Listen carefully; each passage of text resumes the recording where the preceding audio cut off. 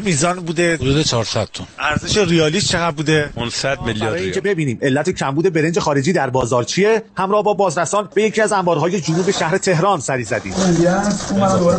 انواع اقسام برنج‌ها با نشان‌های مختلف وارداتی که بهش هم ارز دولتی تعلق گرفته برای تامینش. این برنجایی که شما مشاهده میکنید با ارز 28000 تومانی وارد کشور شده، توزیع نکردن. برای دور زدن قانون 10% اینا وارد بازار کردن. 90% کالاشون تو انبار هست. چه میزان بوده؟ حدود 400 تن. ارزش ریالیش چقدر بوده؟ 500 میلیارد ریال. برنجای کجاست اینا؟ واسه کجا؟ برنج پاکستانیه، برنج باسماتیه که اصلا فعلا تو بازار اصلا نیست، خیلی کمه. احتکار کنندگان این برنج ها رو در سامانه انبارها ثبت می‌کردند، اما با انتقال از یه انبار به انبار دیگه سعی می‌کردن رد این بارها برای بازرسان گم بشه. با این شگفت که جابجا میکنن به مدت 2 ماهه، 1 ماه، 2 ماهه از این انبار به اون انبار، فکر می‌کردن که مثلا اتفاق نمیافته. هم جریمه در پیش روشون هست، هم ضبط کالا، هم توزیع در شبکه رسمی که به دست مردم و مصرف کنندگان واقعی برسه.